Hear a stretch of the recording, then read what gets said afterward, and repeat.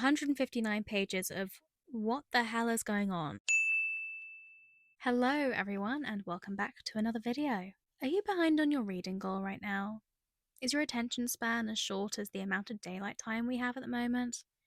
Well, this is the video for you. I have compiled a list of 31 books, short books, that are less than 200 pages long that still pack a pretty impressive punch. These books are skinny. These books have been on Ozempic. They have that they look just kind of slightly uncanny in just how small they are, but they still slap. We're not going to judge, okay? Sometimes size isn't everything. So I have 31 books in this list. I'm going to blitz through them relatively quickly because I don't want to be yapping about them for as long as it takes to read them. Theoretically, you could read one of these 31 books every single day in December, and by the end of the year, you'd have caught up to your reading goal if you were 31 books behind your reading goal in the first place. If you're more books than that behind your reading goal, then I can't really help you, sorry. Theoretically, you could do that. Would I recommend that? No, I wouldn't. I have found with short books that they do take just as much time to really digest and understand as their longer counterparts. And, you know, if you do blitz through them at lightning speed, then you might potentially find yourself not really getting much out of the experience. And, you know, you might burn yourself out, which we don't really want at the end of the year. And also, I'm not a massive fan of the whole trying to read as many books as possible just to reach your pretty arbitrary reading goal that you set yourself. That whole thing. I don't know. I'm not a massive fan of it. It feels a little bit kind of reading for the sake of reading rather than reading to be entertained or learn something new or open your mind to new perspectives. But if you, for some reason, want to read all of these books by the end of the year, then be my guest. I honestly don't care enough to tell you what to do. Do what you want. So, the way this is going to work is we're going to go from the shortest book to the longest book. And yeah, that's it. That's how it's going to work.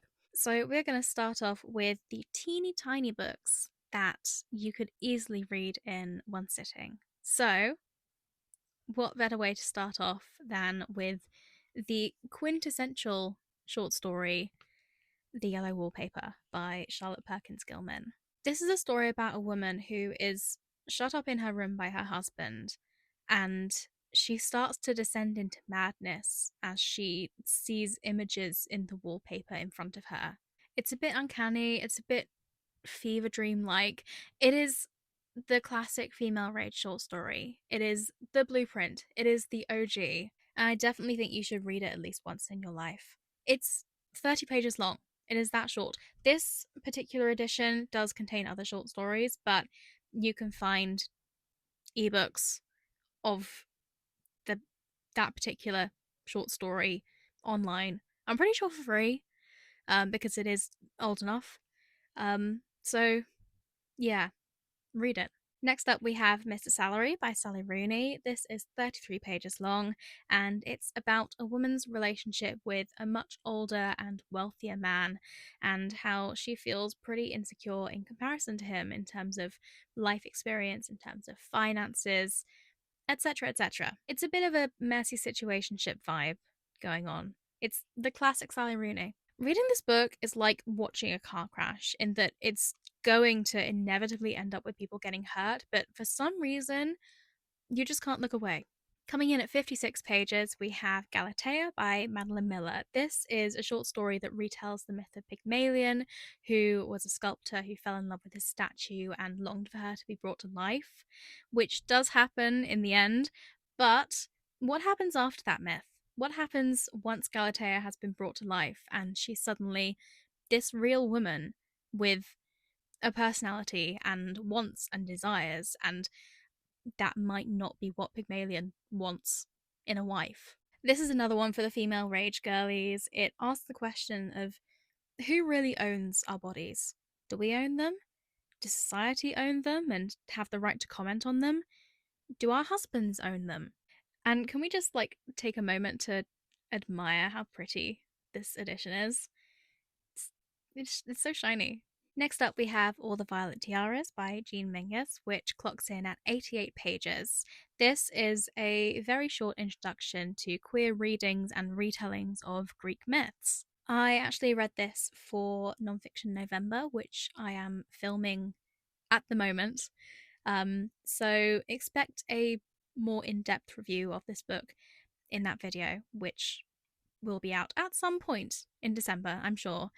But this is a really interesting jumping off point if you're looking to get into contemporary reception studies of classical mythology. You will come out of this book with so many other book recommendations. You will finish this book, put it down, and go straight to a bookshop. I promise. Next up, we have Ms. Ice Sandwich by Mieko Kawakami. This is 92 pages long, and it's a novella that follows a young boy who is slightly obsessed with a woman who works at his local supermarket, grocery store place, and she goes against the pretty strict social norms of society. She's got this really kind of grungy clothing style. She wears bright blue makeup that reminds him of like the bright blue ice lollies. So he nicknames her Miss Ice Sandwich because of that. The sandwich because she is in charge of making the sandwiches at the grocery store.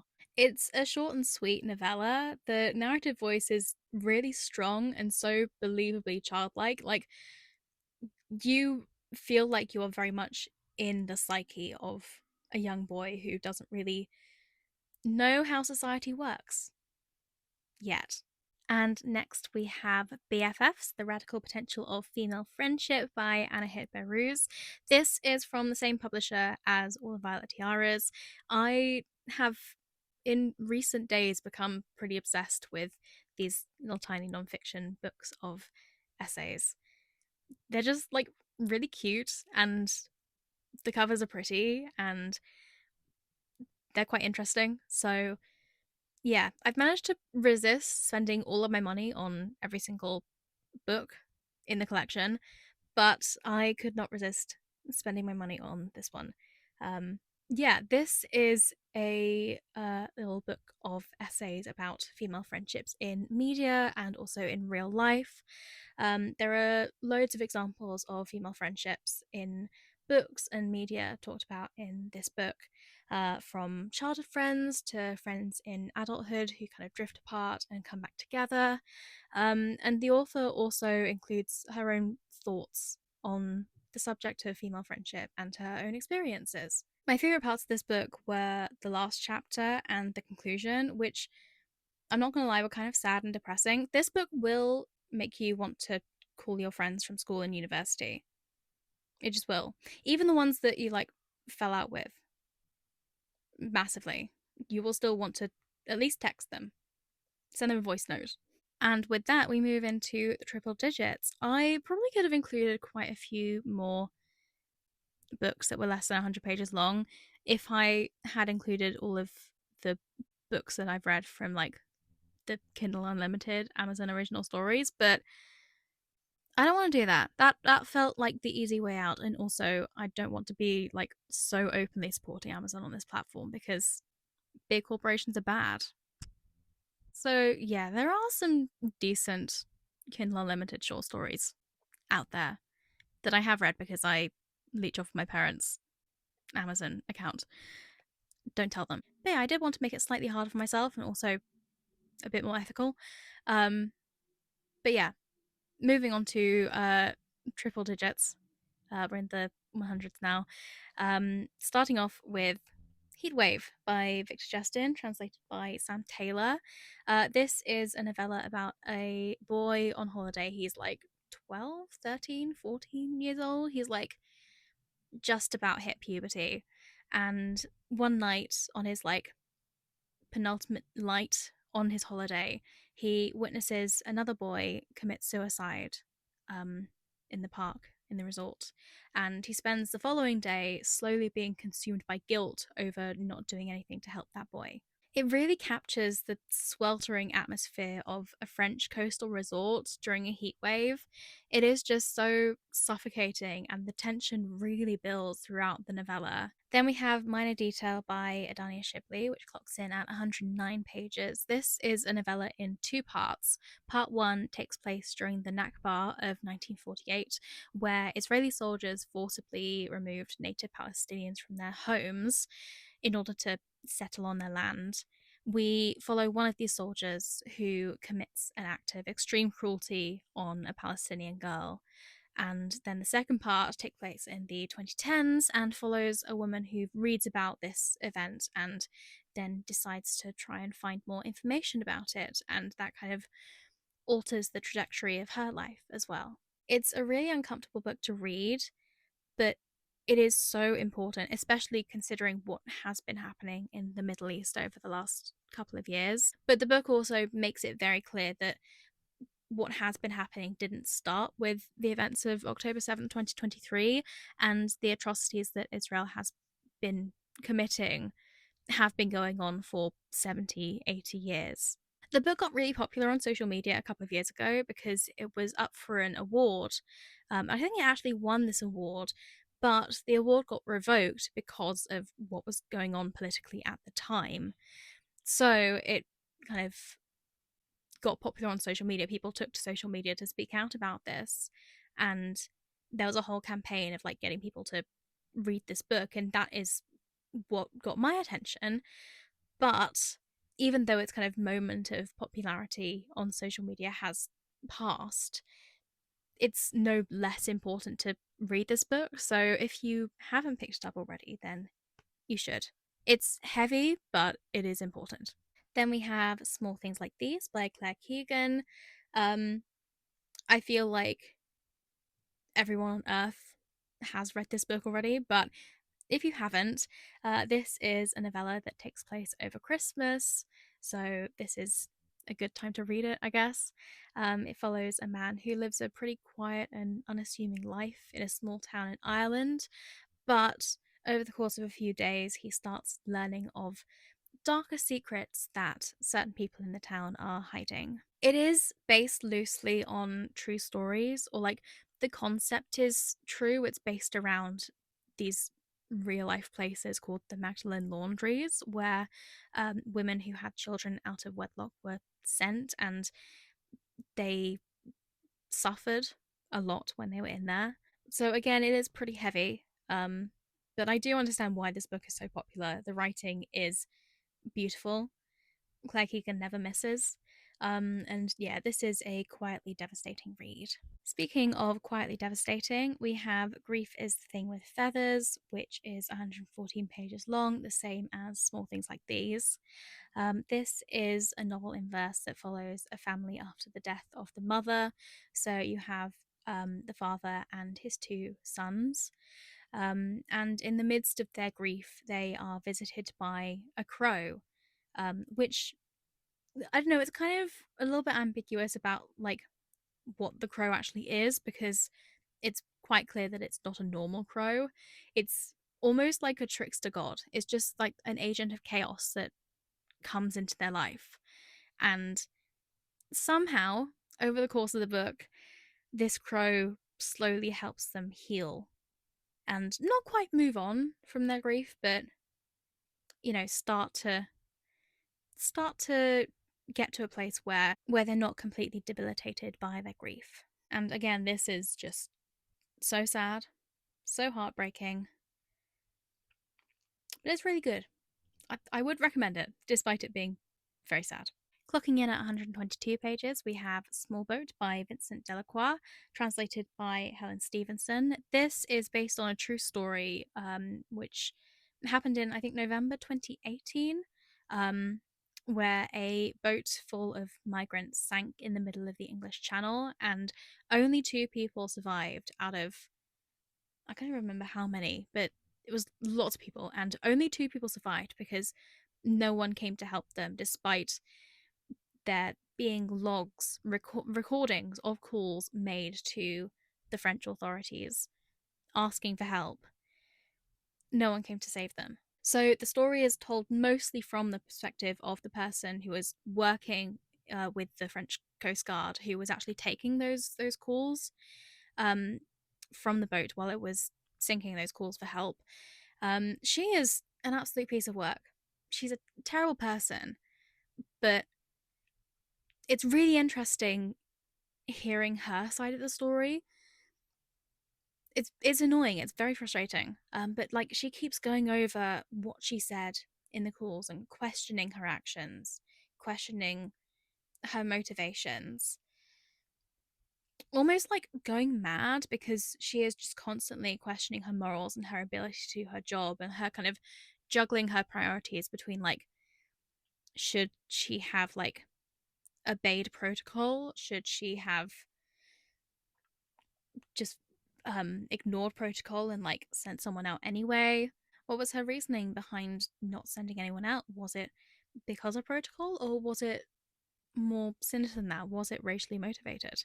It's such a frustrating read because the narrative voice is so strong and so annoying, but the concept is just so interesting. Then we have The End We Start From by Megan Hunter, which is 129 pages long. This is a speculative, kind of post apocalyptic fiction novella that follows a new mother who is forced to become a climate refugee alongside her newborn son when the south of England is completely flooded and rendered uninhabitable. And the book is spent exploring this very fierce protective bond that this mother has with her child, who has to grow up in this very kind of tumultuous situation where nothing is really certain. They have to keep moving to higher ground because the the flood waters keep rising. This is just a really tender and loving short story about a bond between a mother and her child. Next up is It Lasts Forever and Then It's Over by Anda Markin, which is 132 pages long. This is a zombie apocalypse novel told from the perspective of one of the zombies. That's it. 10 out of 10 concept, 10 out of 10 execution. It feels very liminal and eerie, and yeah, it's just weird, but in a good way. Would recommend. Then we have To Be Taught If Fortunate by Becky Chambers, which is 136 pages long. This is a novella that is about a team of 4 deep space astronauts, and their mission is to explore faraway planets. And if they have life, then investigate that life and how it might work. And they're in the middle of this like years long mission, and like I think there are maybe 4 or 5 planets they visit, but in the middle they suddenly lose contact with Earth. And because they're so far away from Earth, they have no idea, no way of knowing what has happened or if there is an Earth to go back to. I love Becky Chambers' writing. She's just so good at doing sci-fi and just general kind of sci-fi world building. There's a really good mix of science and imagination. Like everything feels very original, but at the same time it feels completely rational as well. Like the science all seems pretty logical. And the found family is just, it's so good. Also 136 pages long, we have Orbital, which is another space book, but this one is much more realistic. It's set in real life and it follows 24 hours in the lives of the 6 astronauts aboard the International Space Station. This book won the Booker Prize last year, and I think it won for good reason. It's a book about how insignificant we really are in the grand scheme of things.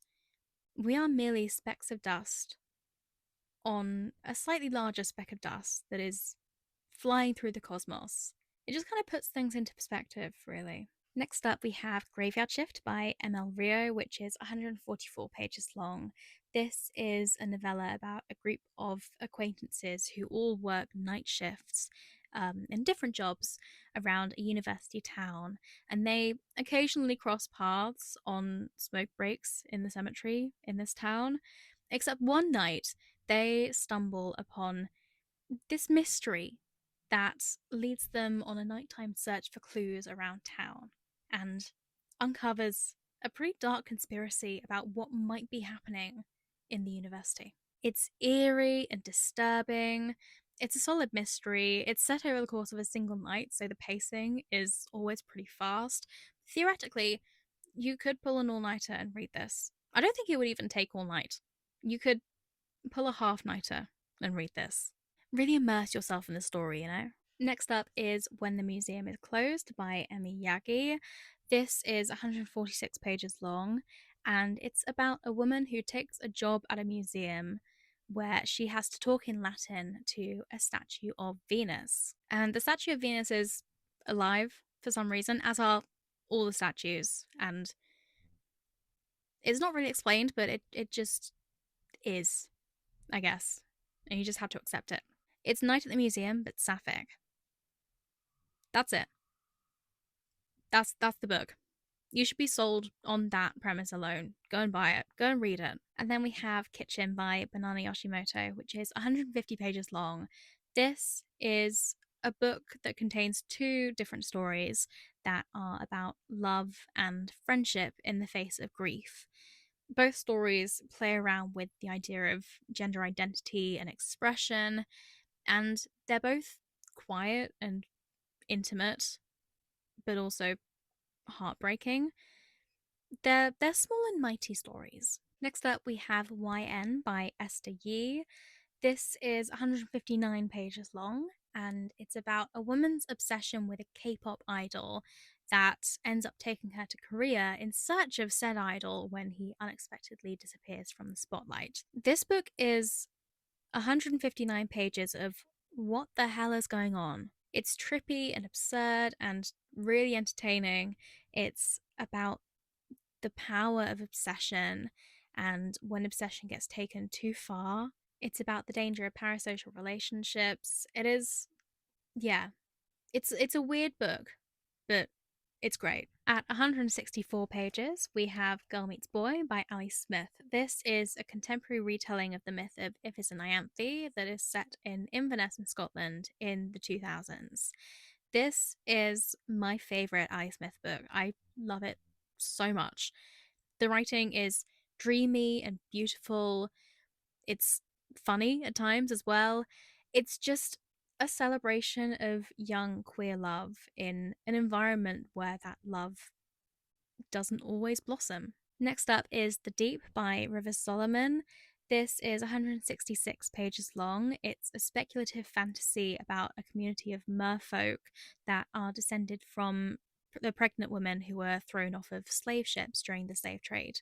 And in this community, this history and this pain that they have experienced is held by one single person for most of the year, and then for one day out of the year their job is to share it with their community. But when the current historian can't handle the pain of this collective trauma, and understandably so, it's a valid crash out, I'm not gonna lie, this historian is forced to flee and she goes on a little adventure of her own. It's a story about the importance of memory and sharing one's history.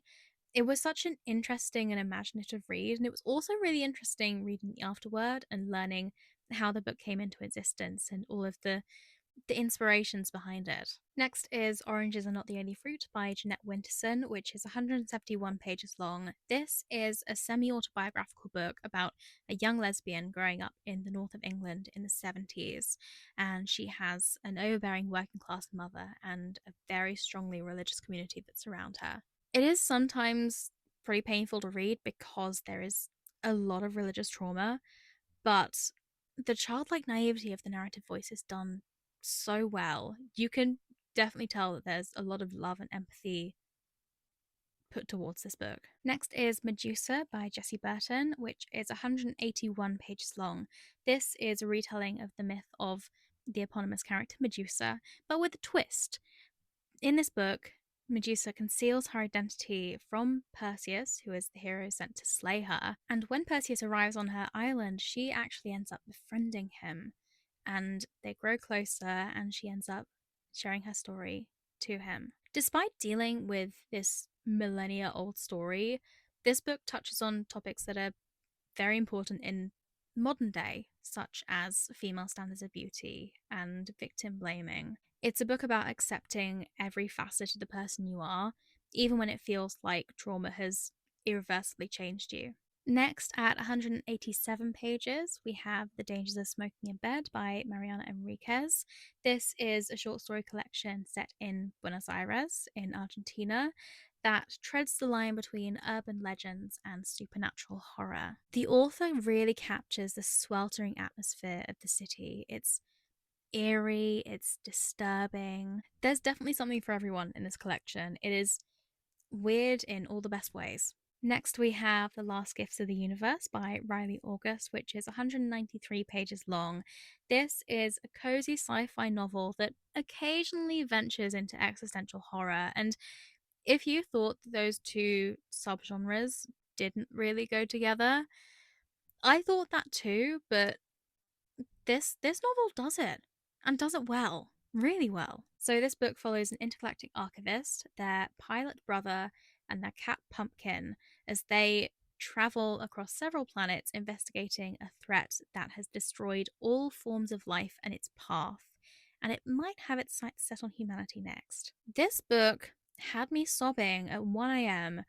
over aliens that were long dead, that had died before this book was set, long before this book was set. 10 out of 10. Would read again. Don't worry, we're coming down to the last few now. We have Victorian Psycho up next. This is by Virginia Fito. It is 195 pages long. It's about a woman who is hired as a governess for this snooty upper class family. But little did they know, she has a secret and she's plotting revenge.